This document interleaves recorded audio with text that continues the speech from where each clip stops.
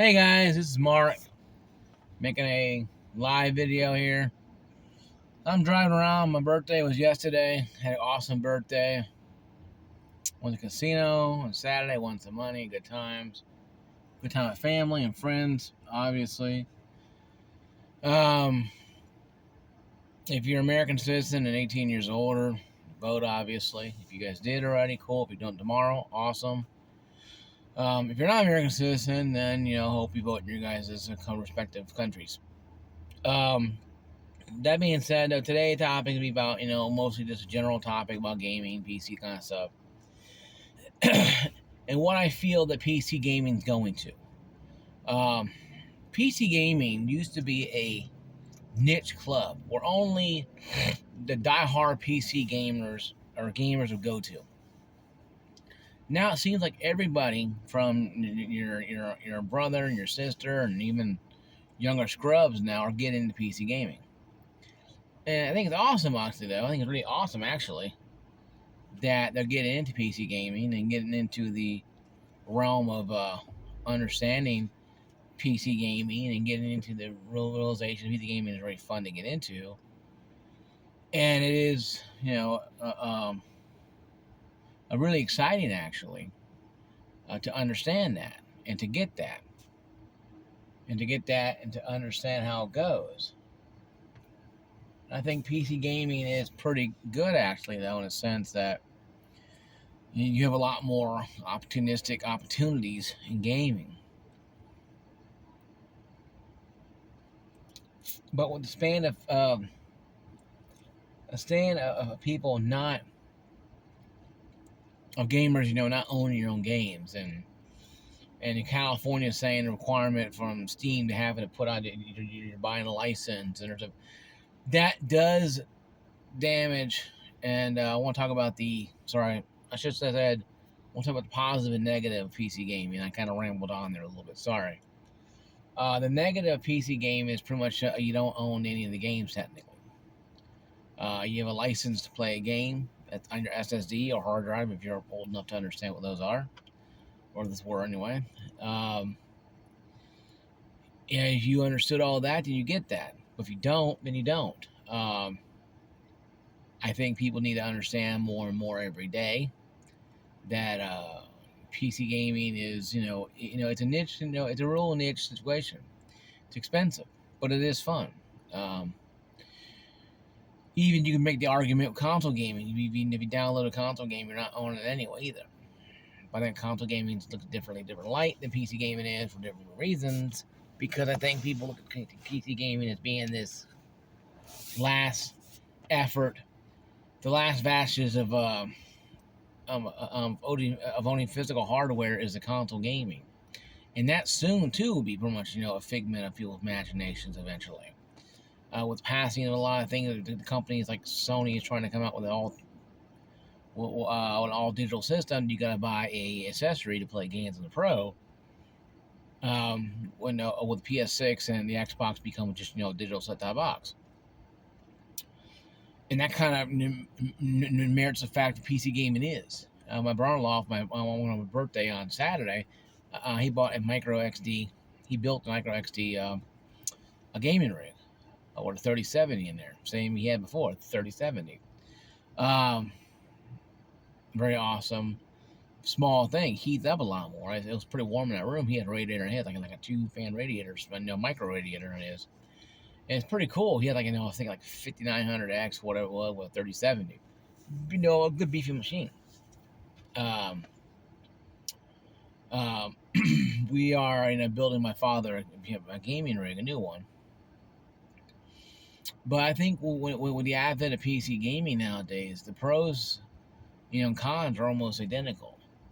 But with console gaming too as well, you have pros and cons. The pros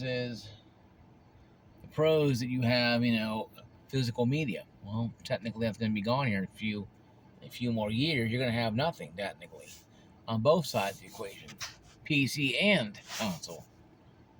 I think what PC gaming kind of sets the tone is that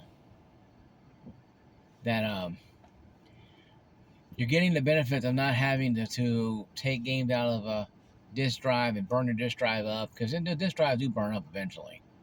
I had one on PS3 that finally went dead. It just happens. Happens suddenly. And of course, the good thing is you can download a game digitally and still play the system. You just won't be using the disk drive.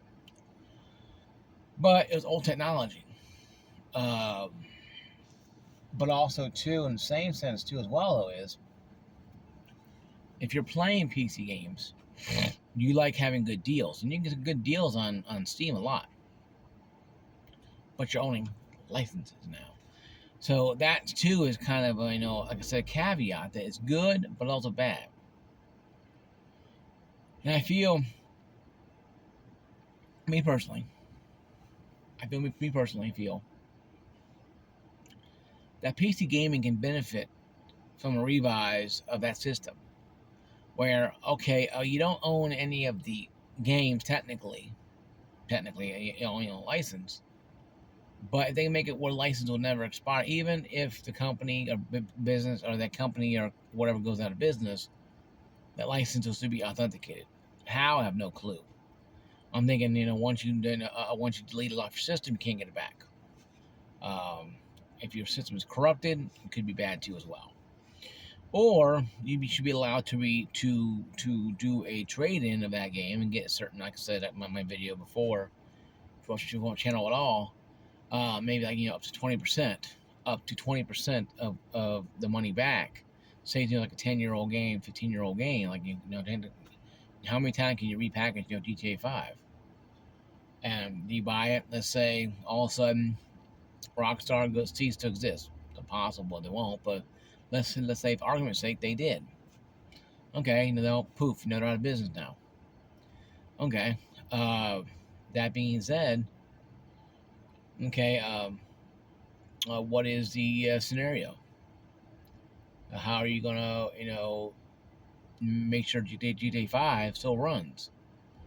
Story mode anyway. If you got it on a disc, it doesn't really matter technically, because the online play is pretty much dead anyway. Technically, the online died out a while ago. So the Red Dead died a lot faster, but Grand Theft Auto took a long time to die because they kept updating so much that over the years, it's almost 10 years now. All of 10 years now. The game been out since 2013.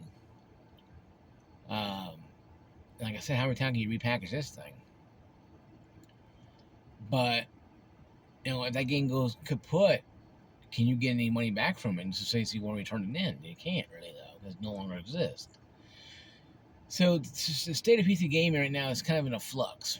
It's good to have people coming in, but if you don't know what you're getting into and don't know the market you're getting in with and dealing with people you're dealing with, you may not like the fact that you got to do with that kind of stuff.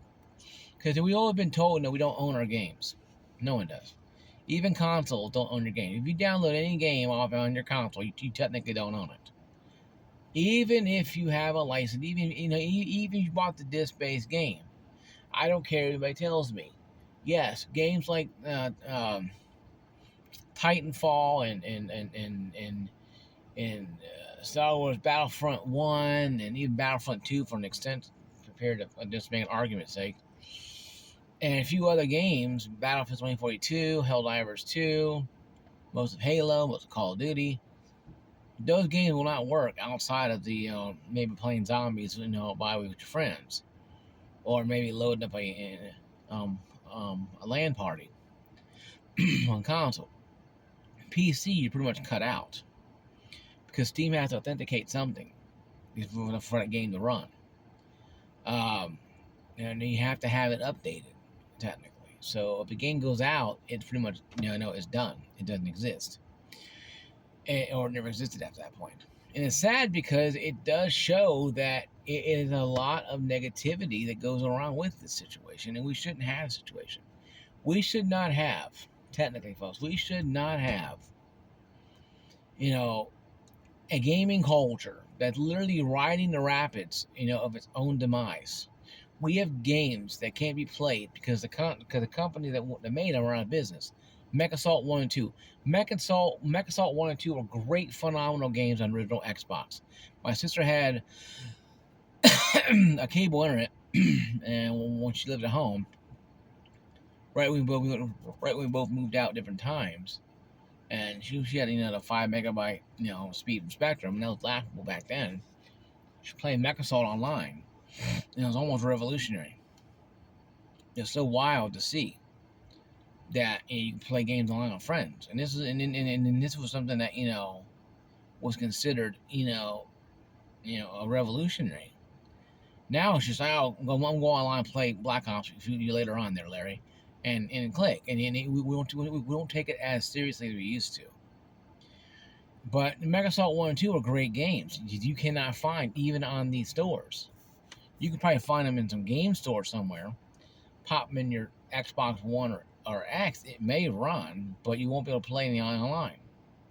I think both games have a single player initiative, and that's fine. But once again, the majority of that game was played online. Yes, it was Mech Assault, and it was fun. And Mech Assault 2 Lone Wolf was even better than the first one, but it was fun. Side note, I can't remember what the band's called now. Damn, they changed their names. Can't remember what it's called. Shit, man, it bounces in my head, and I can't think of it right now. But they had a soundtrack to that game on Mech Assault 2. Getting Away with Murder. I can't remember the band's name. It's floating around. I have everything else in my head right now. But Papa Roach. Papa Roach, Getting Away with Murder. Getting Away with Murder was actually one of the boss main theme you're fighting against. It was pretty cool. Pretty cool game. Pretty cool scenario. But you can't play it anymore on anything except maybe console if you can find this version. But they don't guarantee the game's going to run anyway in this based version, because if it doesn't run, you can't play it anyway, unless you break out your original Xbox. If you have one of those. And I think that right now, PC gaming is in a state of flux right now. We have more people than we thought we're going to have in this society. And I'm all welcome for people to be in society. I'm all welcome for it. I have no problem people being in society. I ain't got a problem whatsoever. The gamers being in society. I'm all for it. I'm never against it. I think it's great to have. But there is caveats that need to be addressed. I think people need to understand that PC gaming is not console gaming. It's the same thing. You can't dress up a console gamer with the PC. Granted, you can use keyboard, mouse, or a controller. PC gamers think controllers are heretics. No, I think they're very easy, versatile, and be like, oh my god, making PC gaming so slick and clean. It makes people have. And when I get in arguments on Reddit posts with these people, and I said, what is wrong with you? What is so wrong giving people options? Well, PC master race need to be pure. I says, nothing is pure in this world. Every movie, every TV show, every video game is not pure. If it was pure, a lot of people would not be playing games, including you and I. And I remember point very clearly to this Reddit person. Of course, he kind of blocked me or didn't reply anymore posts at that point. But it's just, the point being is that, there's nothing pure and sacred anymore. Now, outside of the Bible or your religion, you hold dear to your heart. And that's fine. That's your business. But I think PC gamers need to understand that because you play with a controller, myself, and I play with 8-Bit Do. I did a review on it a couple days ago. Doesn't mean that I'm less than. I'll play RTSs with a keyboard. Man, I used to play Age of Empires 3 all the time when I was, I had a Dell XPS. That's I go way back with me. And I played a thing called Game Tap that was 99 cents. Play all the games 99 cents. I called like $10 a month. I played all the games I wanted to play. Mostly Sonic games. I watched some shows too as well. But and outside the anomalies that I just mentioned, PC gaming has gone in a weird way where it's mainstream now. It's more mainstream than console is. And why is that? Is it people finally embracing the fact that Now we're going towards a new world order when it comes to digital gaming anyway, and then they're going to embrace the winning side, or are they just realizing that the kids games are over with? Yes, you have a Switch, you can have a Nintendo Switch and a thing like that, and a DS, and that's fine, not wrong with that at all. But if you're a real gamer, you play on real gaming machines, and the Xbox, PlayStation are gaming machines, but they don't feel adult like. They don't feel like they're you know a number one or anything. They feel like well, they're just there, and that could be true though. But same thing's true though. Also, same true though. All things that's true as well. It's like okay, well, we have this, that, and the other, and I think if you break down what this, that, and the other is, it wears down real quick. What PC gamers really are, and I think PC gamers today are more versatile than they were before. They remember the consoles, but also they embrace PC. They embrace the gaming rig. They talk about gaming rig, but they understand they respect PC. They respect the console gamer as being an equal other than a peasant. But back in the day, the console gamers were treated, myself included, was treated like peasants. Now, you can't afford a massive PC game, so you got to get PC games. You got to go buy a console. Most of my friends played on console. Most of your friends played on console until they went on PC. I left console gaming and went to PC because I wanted something different. I wanted to try something new, and I fell in love with it. It's so easy to do. Games work pretty much, right out of the box, so to speak. I just press play on Steam or Epic or whatever, or Ubisoft, and I'm off and racing. I might have to update them, but whatever. Um, that's a normal way of life now. Even console gaming these days, you have to update everything. So it ain't nothing new there. Um, but I think that PC gaming has had a bad rep with being, egotistical. Probably. A lot of people are egotistical.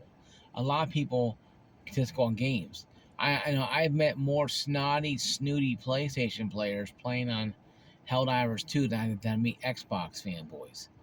And I think because the PlayStation fanboys are so full of their own nonsense that they think, well, you're playing on this game, you can tell people what to do, and really that's not the case. And I think people just need to accept that.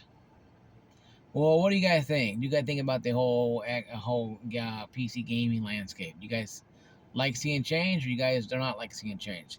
Comment down below. I'll see you guys later. Peace out.